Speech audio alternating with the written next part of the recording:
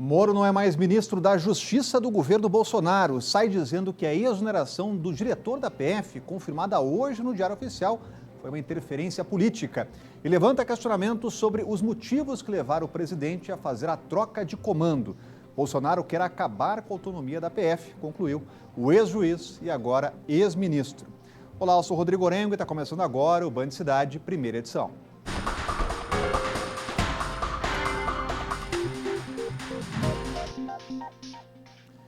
O Distrito Federal registrou mais uma morte por coronavírus. Um idoso de 85 anos, morador da Estrutural, morreu em casa e não tinha nenhuma comorbidade. Desde o início da pandemia, foram 26 mortes e 1.085 testes positivos. Entre os pacientes internados está a mulher de 52 anos, moradora do Lago Sul, que foi a primeira pessoa diagnosticada com a doença no DF. A notícia boa é que 547 pessoas já estão totalmente recuperadas da doença. Agora vamos falar sobre a saída de Sérgio Moro do Ministério da Justiça. Moro deixa o cargo fazendo graves acusações e falando em interferência política na Polícia Federal. A Renata Dourado tem mais informações ao vivo e foi uma verdadeira bomba do pronunciamento de Sérgio Moro, já com muitas repercussões, né, Renata? Boa tarde. Sim, Rodrigo, boa tarde para você, uma ótima tarde para todos que estão aí nos acompanhando. Caiu como uma verdadeira bomba, sim. Foi um pronunciamento que durou cerca de 40 minutos. Então, o agora, ex-ministro da Justiça, Sérgio Moro, fez uma avaliação dele frente aos 22 anos de magistratura, Ele, que a gente lembra aqui, era juiz, coordenou aí a Lava Jato, disse que houve uma mudança de entendimento sobre o que é corrupção com a atuação da Força-Tarefa da Lava Jato e fez uma avaliação também frente ao Ministério. A gente lembra aqui que o presidente Bolsonaro o convidou, antes mesmo de tomar posse, para assumir o Ministério da Justiça e Segurança Pública e, nas palavras de Moro, o presidente deu a ele carta branca para que ele pudesse ter a liberdade de atuação à frente ao Ministério da Justiça, um ministério também tão importante, inclusive na indicação de nomes. Moro fez questão de dizer que desde o segundo semestre do ano passado, o presidente Bolsonaro vinha insistindo na mudança do comando geral da Polícia Federal. A gente lembra que, constitucionalmente, a Polícia Federal tem autonomia, tem liberdade para trabalhar e é vinculada ao Ministério da Justiça. Por isso, quem indica, quem vai coordenar ou comandar a Polícia Federal é exatamente o ministro da Justiça, que foi o que aconteceu. E o ministro Moro insistia, ex-ministro Moro insistia que não havia razões para tirar Maurício Valeixo da coordenação, da diretoria-geral da Polícia Federal. E ontem, portanto, de acordo com Moro, o presidente Bolsonaro o chamou para dizer que faria essa mudança. E o ministro insistiu que não havia motivos para fazer essa mudança e que o presidente Bolsonaro teria dito para ele que queria alguém comandando a Polícia Federal, alguém com quem o presidente Bolsonaro pudesse fazer telefonemas, pudesse ligar, pudesse ter acesso às investigações. E aí o ex-ministro falou para o presidente Bolsonaro, mas isso seria uma interferência política dentro da Polícia Federal? E disse que o presidente Bolsonaro falou que sim, seria sim uma interferência política dentro da Polícia Federal, o que é, portanto, inconstitucional, por esses motivos que a gente já disse aqui. E o ex-ministro também disse que desde que ele está no comando ali da Lava Jato lá atrás como juiz, ele nunca teve uma interferência em governos anteriores, de 2014 a 2018, quando comandado, portanto, pela então presidente Dilma Rousseff, que nunca viu essa interferência de um governante, de um presidente, junto à Polícia Federal. A gente lembra aqui que um dos nomes cotados para assumir agora o comando, a Diretoria-Geral da Polícia Federal, é o Alexandre Ramagem, que é o atual diretor da ABIN, que foi coordenador de segurança da campanha do então candidato Bolsonaro, então tem uma ligação muito forte com o presidente Bolsonaro e a gente vai acompanhar, Rodrigo, como você bem disse, as repercussões estão aí bombando a todo momento, terminou agora há pouco esse pronunciamento e certamente podemos esperar muitas coisas ao longo desses próximos dias com relação a esse pronunciamento do agora ex-ministro da Justiça, Sérgio Moro. Rodrigo. Valeu, Renato, trazendo informações importantes e de olho nas repercussões. E olha, a Secretaria de Saúde do Distrito Federal confirmou mais 2 pontos de drive-thru para realizar o teste do novo coronavírus. Um no Parque Shopping e outro no Iguatemi. Isso a partir da semana que vem. E desde a última terça-feira, moradores de Águas Claras e do Plano Piloto estão sendo testados para a Covid-19. Até agora, 10.500 pessoas passaram pelos postos e 117 resultados deram positivo. Para evitar as filas nas testagens, é preciso fazer um agendamento no testa.df.gov.br. Mesmo assim, em alguns locais havia espera. Hoje, às 8h30 da manhã, carros formavam uma longa fila no Mané Garrincha. Nos estacionamentos 11 e 13 do Parque da Cidade, também havia filas de carros. Neste outro ponto, no estacionamento 6, também era possível ver uma fila de carros, mas em menor quantidade.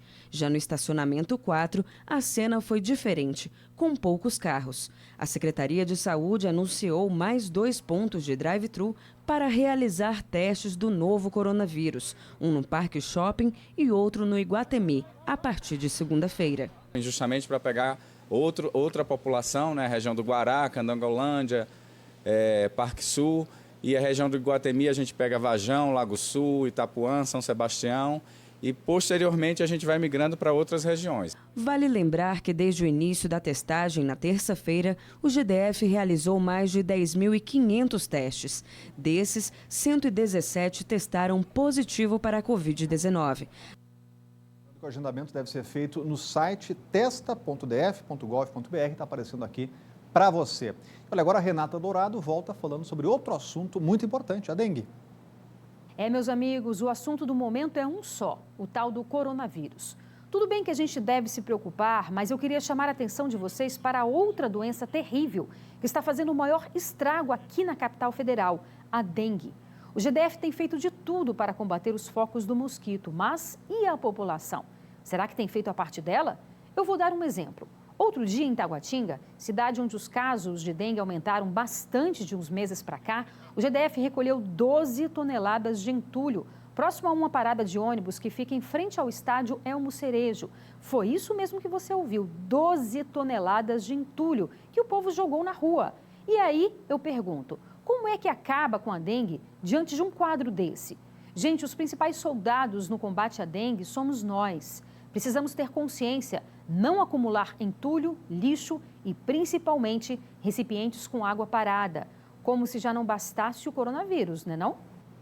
A seguir a última reportagem da série especial de Valteno de Oliveira para os 60 anos de Brasília. E o Band Cidade volta daqui a pouco. Na reportagem especial de hoje, a última sobre os 60 anos de Brasília, você vai ver como um projeto arquitetônico ambicioso virou realidade. A mais moderna das capitais nasceu de um sonho do então presidente Juscelino Kubitschek e da imaginação de um jovem arquiteto, Oscar Niemeyer. Não é o ângulo reto que me atrai, nem a linha reta, dura, inflexível, criada pelo homem. O que me atrai é a curva livre e sensual. Mas antes, foi preciso decidir qual seria o desenho da nova capital. E para isso, JK decidiu fazer um concurso com jurados estrangeiros e brasileiros. Mais de 20 candidatos se inscreveram, entre eles Lúcio Costa, que já era amigo de Juscelino e também de Niemeyer. Ele acabou vencendo. Numa entrevista em 2010, a filha do urbanista lembrou da surpresa dos jurados quando viram o projeto do pai. Diz que eles olharam para aquilo e não entenderam nada, botaram a mão na cabeça, e que Oscar sentou num caixote, botou a mão na cabeça, ai meu Deus. E o inglês, ele mergulhou no texto, né? E ele dizia para meu pai depois que a primeira vez que ele leu, ele não entendeu. Que da segunda vez ele entendeu. E da terceira, diz ele, I enjoyed, quer dizer, eu curti. O júri foi seduzido pelos desenhos e a ideia sintética. É uma especulação, quase uma ficção, imaginar a Brasília, o concurso sem Lúcio Costa. Mas tiveram 26 projetos. Entre eles estavam projetos dos irmãos Roberto, como a cidade dividida em 7 células, inspiradas nas aldeias africanas, que poderiam se multiplicar com o crescimento da cidade. A proposta já previa ciclovias e metrô para a capital federal. E o mais futurista de todos, a Brasília de Rino Leve. Os elevadores seriam o principal meio de transporte na cidade vertical. Os prédios teriam o tamanho da Torre Eiffel. Para acompanhar de perto a construção da nova capital, Juscelino precisava de um lugar para morar. O Catetinho foi a primeira residência oficial do presidente Juscelino Kubitschek na época da construção de Brasília. Projeto de Oscar Niemeyer foi construído em apenas 10 dias em 1956. É um prédio simples, de madeira, também conhecido como Palácio de Tábuas. No Catetinho, palácio presidencial todo construído de tábuas, Juscelino acaba de assinar seu primeiro despacho. O presidente ele ficava no bairro do Catete, no Rio. Mas quando ele vinha visitar a construção de Brasília, ele passava por aqui e aí festejava, comemorava e via como é que estava o batente. O quarto de Juscelino abriga, além da cama de casal, o pijama e o chapéu do ex-presidente. A sala de despachos está totalmente preservada e a cozinha mineira com o fogão de lenha para aquecer as noites frias do Planalto. O Catetinho é cheio de histórias. Essa nascente aqui nos fundos do Catetinho faz parte da história da música popular brasileira. Tom Jobim visitava esse lugar em 1959. Ficou encantado com a pureza das águas e com o barulho da corredeira. Perguntou ao funcionário da fazenda que estava ao lado dele: água de beber? O funcionário respondeu: água de beber, camarada. Água de beber, água de beber, camarada. Com a inauguração do Alvorada, o Catetinho ficou como um retrato na parede. E a cidade, planejada, começou a crescer. Vieram as satélites. Hoje já são 15 regiões administrativas. Quando foi inaugurada, Brasília tinha 150 mil pessoas. Hoje tem 3 milhões de habitantes, a terceira cidade mais populosa do país, e muito além do que havia planejado Lúcio Costa e Niemeyer. A capital com os problemas de toda cidade grande, violência, miséria e até trânsito nos horários de pico. Mas para Milton, que mora em Samambaia, maior cidade satélite do DF, a vida só melhorou. Quem reclamava da cidade, hoje é o segundo metro quadrado mais caro do DF. Olha esses prédios aqui, olha esses grandes impedimentos que tem aqui dentro. Para Kátia Turra Santana, produtora cultural que mora no plano piloto desde a adolescência, o progresso encurtou as distâncias, aproximou as pessoas. Acho que Brasília te dá tanto conforto onde você mora, seja no plano ou em alguma cidade administrativa, que você acaba ficando ali no seu canto, porque facilita a sua vida. Eu trabalho do lado da minha casa, eu vou a pé. Para o professor de arquitetura e urbanismo Cláudio Vilar, Brasília ainda está sendo construída e pode melhorar muito. Hoje ela só tem 60 anos como capital nacional. Você pega uma cidade como Paris, ela tem 2.000 anos. E Brasília é a única capital moderna tombada como patrimônio cultural. A gente deve refletir por quê? Porque muita coisa pode ser melhorada, ela não está concluída.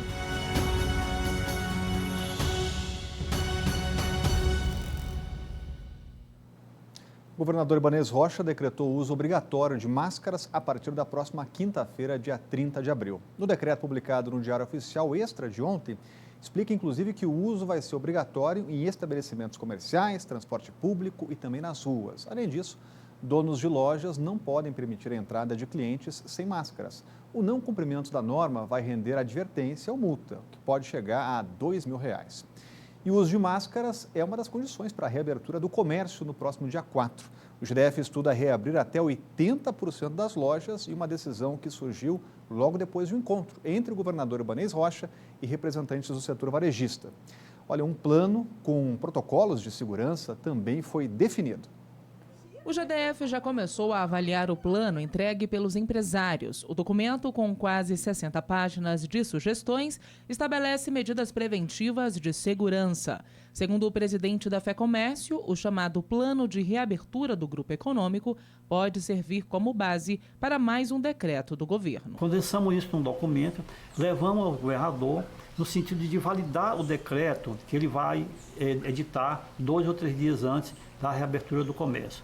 Porque o que nós entendemos? O setor produtivo está sendo, nesse caso, um parceiro do governo. O documento propõe que cada comércio intensifique as medidas preventivas de segurança com a limpeza e desinfecção de ambientes a cada 2 horas, organize turnos para as equipes da limpeza para que não haja contato com as demais atividades do estabelecimento. O empresário deve adotar o uso de máscaras e álcool em gel, medição de temperatura de clientes e testagem regular de todos os trabalhadores. Salões de beleza só poderão reabrir com menos empregados e mais espaços entre uma cadeira e outra. Quase todo o segmento da cadeia produtiva entrou no texto, mas algumas áreas ainda estão sendo estudadas. São casos dos restaurantes, dos bares e da academia. As academias, as grandes academias, com certeza não serão reabertas a partir do dia 4 de maio. Por enquanto, o governador Ibanez Rocha afirmou que no primeiro dia útil de maio, outros comércios voltarão às atividades. Mas o relaxamento de algumas regras para evitar a aglomeração de pessoas durante a pandemia do coronavírus começou no dia 2 de abril, quando feiras, lavanderias e floriculturas foram reabertas. E o presidente da Câmara dos Deputados, Rodrigo Maia, vai ter que explicar ao Supremo Tribunal Federal por que um pedido de impeachment do presidente Jair Bolsonaro está parado. A gente volta a falar ao vivo com a Renata Dourado, tudo isso num dia de muitas turbulências aqui em Brasília, né, Renata? Bastante. E olha que a gente já viu dias turbulentos, né, Rodrigo?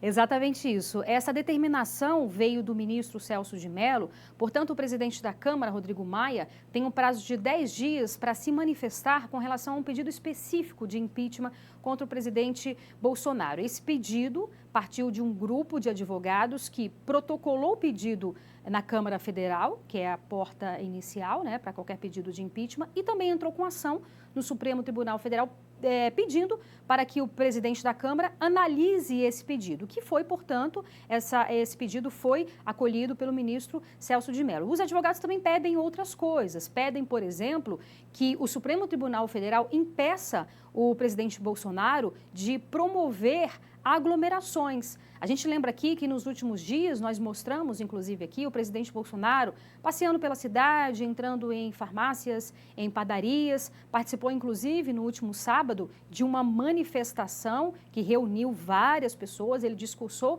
nessa manifestação que pedia, por sinal, a intervenção militar aqui no Brasil, que também está sendo alvo de investigação no Supremo Tribunal Federal porque é algo ilegal, e pede também, nessa ação, esses advogados pedem também que o Supremo obrigue o presidente Bolsonaro a apresentar o teste que ele fez com relação à Covid-19, porque o presidente fez o teste, disse que deu negativo, mas ainda não apresentou. A gente lembra aqui que existem 17 pedidos de impeachment contra o presidente Bolsonaro, que já foram protocolados na Câmara, o que dá aí uma média de um pedido por mês.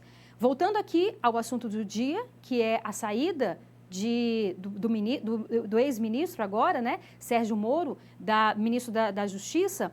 Voltando a esse tema importante, a gente falou aqui que, entre outras coisas, a justificativa que o ministro deu para sair do governo foi o fato de que o presidente Bolsonaro está tentando fazer uma interferência política na Polícia Federal. E a gente lembra que a Polícia Federal, constitucionalmente, ela tem essa autonomia, tem a liberdade para atuar. Nós separamos um trecho dessa fala que aconteceu agora há pouco do ex-ministro, agora ex-ministro Sérgio Moro. Vamos ouvir.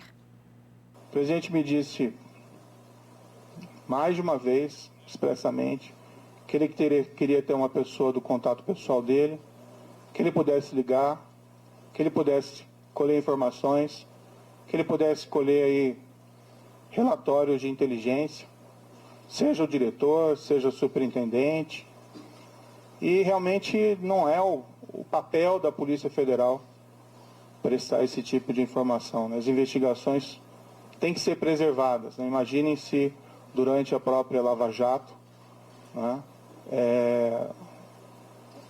o ministro, o diretor-geral, o presidente, então presidente Dilma, né, o ex-presidente Luiz ficassem ligando para o superintendente em Curitiba para colher informações sobre as investigações em andamento.